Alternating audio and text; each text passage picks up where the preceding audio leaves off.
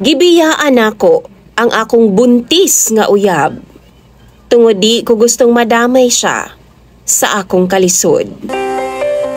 Maayong adlaw kanimo DJ Sam ug sa imuhang mga followers.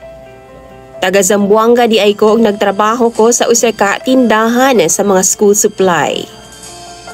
Nakakita akong usa ka babae DJ Sam nga akong gihigugma ug wa magdugay naging kami. Nag-eskwela pa siya ni adto nga time DJ Sam.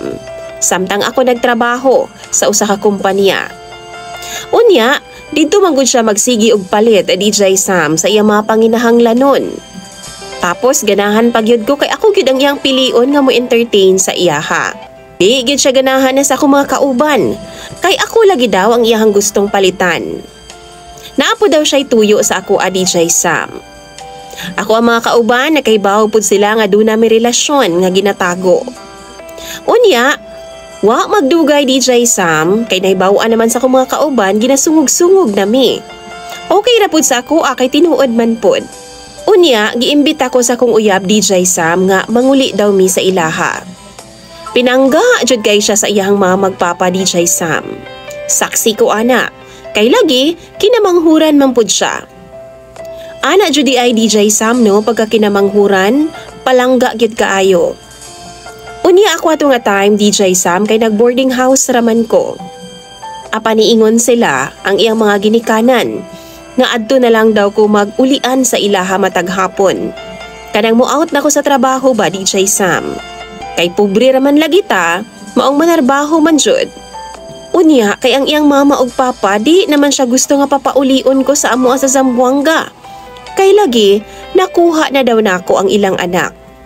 Ako po DJ Sam, di pa ko gustong magapos sa dayon. Kay wa pa man ko ikabuhi.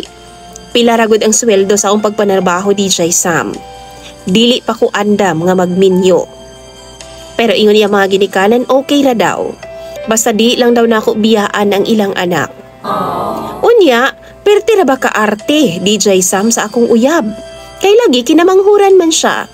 Unsay gusto pangayoon hatag dayon kay pinangga man. Ang akong gikabalakan DJ Sam kung magminyo mi. Di bay hangtod-hangtod nga mangipon rami sa akong ugangan.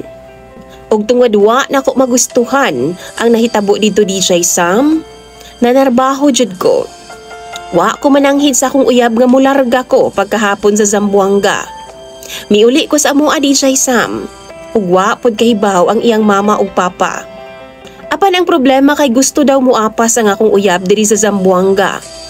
Dawaton daw niya tanan bisan unsa pa man mi kalisod, ang importante mag-uban daw ming duha.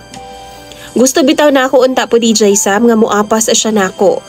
Tungod kay love pud kaay nako siya. Apan ang kapait lang kay di lang gyud pud ko gusto nga madamay siya sa among kapobre. Mao nang wa gyud nako siya paapasa diri DJ Sam. Ang among Pinoy-anan sa Zamboanga DJ Sam, wa nako gihatag sa iya ang address.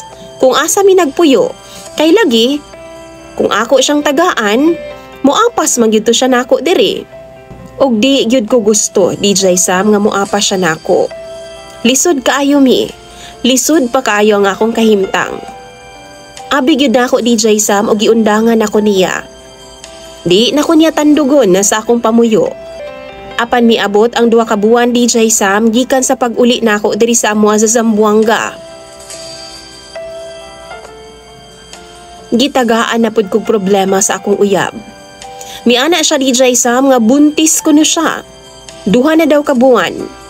Nakahuna-huna agud ko DJ Sam ay balikon ba nako siya? Or siya na lang ang akong paapason diri sa akong Pinoy-anan sa Zamboanga.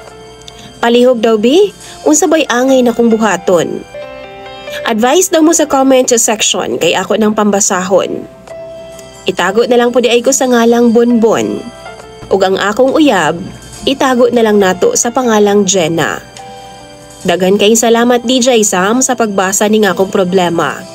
God bless and more power sa imong programa.